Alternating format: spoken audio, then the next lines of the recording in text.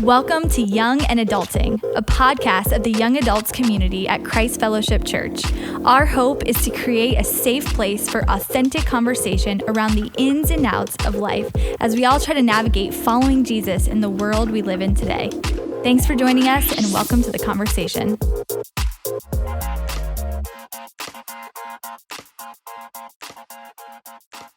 Well, welcome to the Young and Adulting podcast. I'm so excited that you joined us today. My name is Lewis. I'm joined at the table by my friend Tyler right here. We are so excited for the conversation today.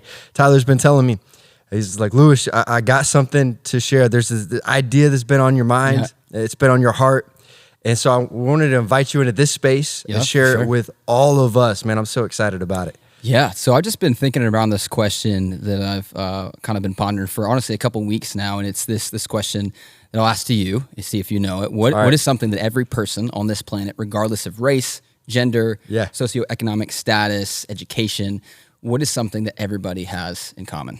Everybody has in common. Well, I mean, I've heard it said, death, taxes, and Jesus. Yeah, everybody's got it. Yeah, the answer is time. Really, we all have 24 hours in a day. We all have 168 hours a week. I think the question that we have to kind of wrestle with and maybe pull our lives open a little bit is see, like, where is our time actually going and how are we spending our time? Because when we find out where it's going, it kind of shows us our priorities and some of the things that are important to us. And so personally right now, I'm reading through John Mark Comer's The Ruthless Elimination of Hurry. And it's just been getting me, it's been kind of stabbing me in the best of ways. And I want to read some of the statistics that he shared in his book. And I'm just going to read it out straight out of the book. This is on page 72 if you want to find the book. And he says this, apparently I'm known as a reader. I read 2 or 3 books a week, which I think is really incredible, which normally comes in at around 125 books a year. He said, I feel pretty good about that, at least I did, until I read Charles Chu's calculations. The average American reads 200 to 400 words per minute. At that speed, we could all read 200 books a year, nearly twice my quota, in just 417 hours. And he goes on to say, sounds like a lot, right? 417, that's over an hour a day. And then he proposes this question. Guess how much time the average American spends on social media a year? So Facebook, Instagram, TikTok. The number is startling. It's 705 hours. Come on. And then TV, 2,735.4 oh my goodness. Hours spent on TV or social media in a year. And so 705 hours of social media a year is really like 2 hours a day. And so I think the question is, these things aren't bad, but are they lending to our lives in a positive and helpful way to help us be the person and the best version of ourselves? He goes on to say this as well. Philip Zimbardo's research has concluded that the average guy spends 10,000 hours playing video games by the age of 21. No. So this is very startling. And so I've just been kind of pulling my life back, going, where is my time going? How am I spending it? And is it helping me become the best version of myself? And so there's nothing wrong with Netflix, nothing wrong with social media when we use it appropriately. But I want to know where my time's going. And this morning, I was reading this proverb, and it really kind of got me a little bit. And so this is kind of going to be the anchor thought for the rest of our time.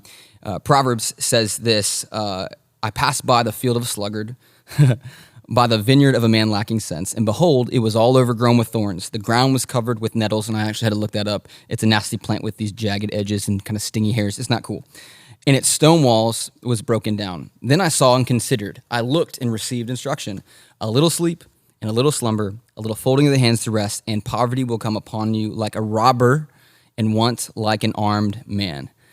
I've personally been in this scenario in life where I haven't been doing maybe the things I should be doing. And I've definitely kind of lived in seasons where I'm like, man, I kind of got a lazy attitude and mindset right now. I'm pretty idle. I spend a lot of time doing things I don't need to be doing. And even though the past couple months, I realized, man, like I think I'm kind of in a season where I've let some thorn bushes grow in my field because I'm not fitting my clothes the way I used to. I'm getting tired chasing my 2-year-old around the house. And I just don't seem to have as much energy anymore. And if I'm honest, a lot of that stems sometimes from a lack of personal discipline in our lives. And so just want to take a few moments today and talk about some ways that we can take some steps forward in our personal discipline to kind of combat habits and patterns of laziness, of idleness. You know, we naturally drift towards what's comfortable, cozy, and convenient. I mean, I just want to chill, in my PJs, a cup of coffee, don't want to be bothered, no conflict. But I think if we actually find that when we embrace some tough stuff and we put ourselves through some things that are challenging, it builds resilience. And so I was reading this article that was really helpful. It's called 5 Habits of Highly Disciplined People. And I'm going, man, I want to listen to that. I don't know if I'm the most disciplined person, but I want to be a highly disciplined person. It was written by Susan Johnston, and I think we can learn a few things. So I'm going to give 4 out of the 5 highly disciplined people kind of markers. And the first that she writes is disciplined people avoid temptation. In the article she writes, it sounds obvious, but if you're trying to stick to a diet or a budget, it's not in your best interest to stock the pantry full of junk food or go window shopping for food you can't afford. In other words, like whether you're following Jesus or whatever it is, it's not good to flirt with things you're trying to stay away from. So I don't want to intentionally put stuff in my house. I don't want to entertain things I know aren't going to help me get to where I need to be, which means we need to get accustomed to saying no and giving a better yes to other things. And so for me, it was like, man, I need to start saying no to certain things I've been eating. I need to say no to hitting the snooze button. I've heard it said, if you snooze, you're already starting off the day losing. I don't know how everybody feels about that, but I'm like, that's right. Like I need to get up first time, get up and at it. And so John Mark always says this in his book as well. Life is a series of choices. Every yes is 1,000 no. Every activity we give our time to is 1,000 other activities we can't give our time to. So I think that's really important. The second she says this is that disciplined people, they practice self-care, which is huge. And she goes on to write, sleep deprivation, which is a huge problem, can impair self-control. So disciplined people generally get enough sleep. Self-disciplined people also tend to be healthier in the long term, and part of that is making healthy choices around diet and exercise. And so a few key practical tips that we can kind of maybe look for in this space is what Charles Duhigg in The Power of Habits calls the Keystone Habit, of going like, what's the habit that if you'll knock this out, the other habits that you want to do, maybe it's eating right or not spending as much money, will naturally fall into place. And so for me, I had to identify the keystone habit in my life for self-care is actually getting up early, because if I do that, it doesn't always come, it's not easy. It kind of builds that inner self-discipline to make sure like, oh, I made the sacrifice early, so I'm not going to mess it up in this area. And so a huge part of that is getting enough sleep. And I've often heard, people say like, well, I'm just too busy to get 8 hours of sleep. And to combat that thinking, we were talking about this a little before. Everybody knows Jeff Bezos, Yep. CEO, or I think he's on the board now of Amazon, mega billionaire, still manages to get 8 hours of sleep. And he says this in an article on BusinessInsider.com. He says, I prioritize it. Speaking of sleep, I think better. I have more energy. My mood is better. As a senior executive, you get paid to make a small number of high quality decisions.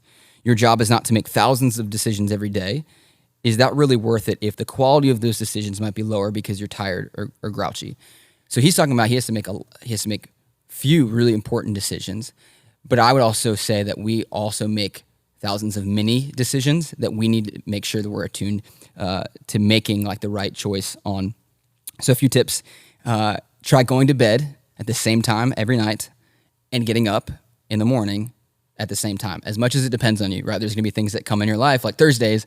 Thursday nights, I'm way past my bedtime. But the other days, as much as we can help it, try to practice that. And then also to help with self-care, maybe calendar in specific times that I'm going to get committed to exercise and build a routine that kind of supports your lifestyle. Like I'm in a season of life where I got a 2-year-old. So me working out or doing anything with the Lord in quiet time can't be really after 6:45, 7 in the morning, which means I have to back it up. And so I think people can be flexible with that diet, all that kind of stuff. Disciplined people, I love this as well, break goals into smaller parts. So whether training for a marathon or trying to meet a major work deadline, she says this, that disciplined people understand the importance of mini milestones.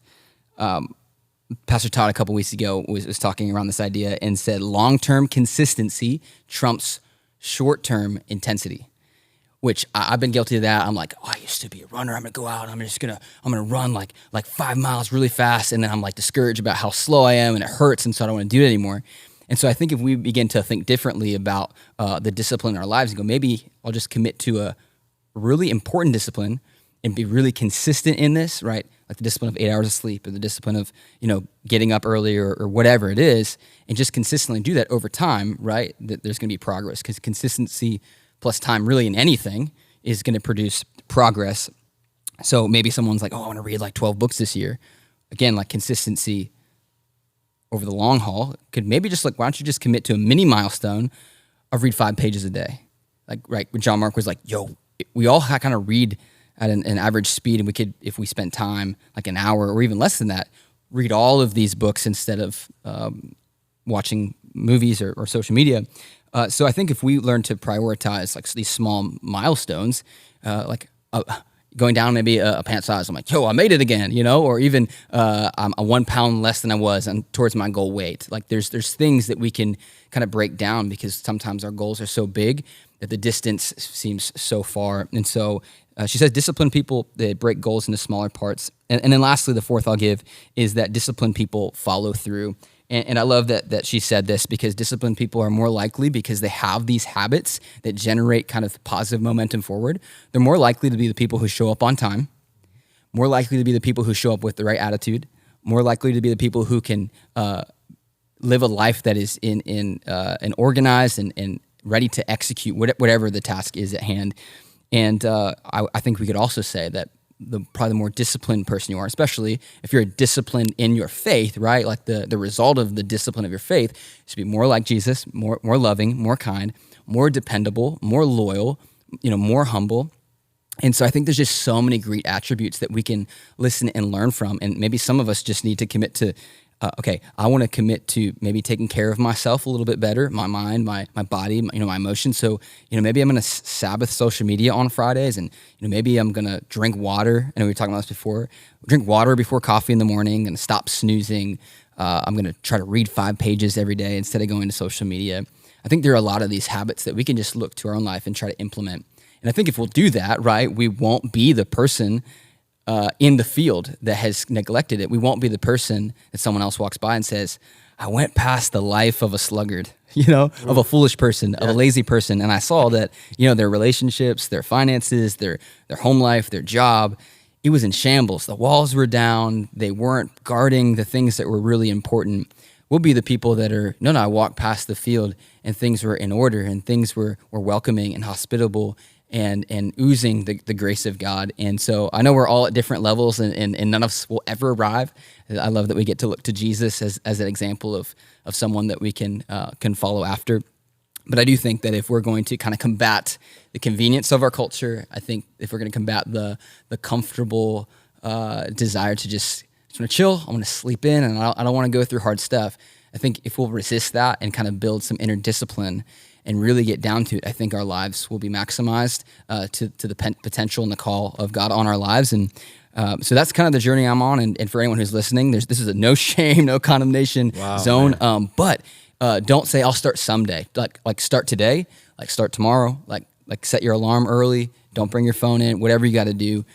We can be disciplined people if we'll kind of anchor down and get serious, because there's a lot at stake. So that's kind of the journey that I'm in, and I know we've been talking about that, and so I hope that's encouraging to somebody. Tyler, that is fantastic, man. I know this is a conversation I'm gonna have to listen to a few times because there's so much gold in it. So if you wanna study, you wanna learn a little bit more about this, we're gonna put a bunch of links in the show notes of this episode. So go down there, and man, if you like this, I want you to go ahead and like and subscribe to this Young and Adulting podcast and share this with somebody. Man, we got to do one thing. That's the challenge today. Tomorrow, pick one thing and say, I'm going to be disciplined in this. Yep, it's great. And I think it's going to elevate our lives. It's going to inspire others, but it's really going to honor God because he's given us this life to steward well. So it's great. Tyler, thank you so much for joining us today. Everybody else, we love you. We're proud of you. We're with you. Let's get it. We'll see you next time on Young and Adulting. Thanks for joining us for this episode of Young and Adulting. Don't forget to tune in Thursdays at 7:30 p.m. on our YouTube channel and follow us on Instagram at cf.youngadults. And if there's a topic you'd like to talk about, we want to hear about it. Send us an email or leave a comment with your thoughts. We'll see you next time.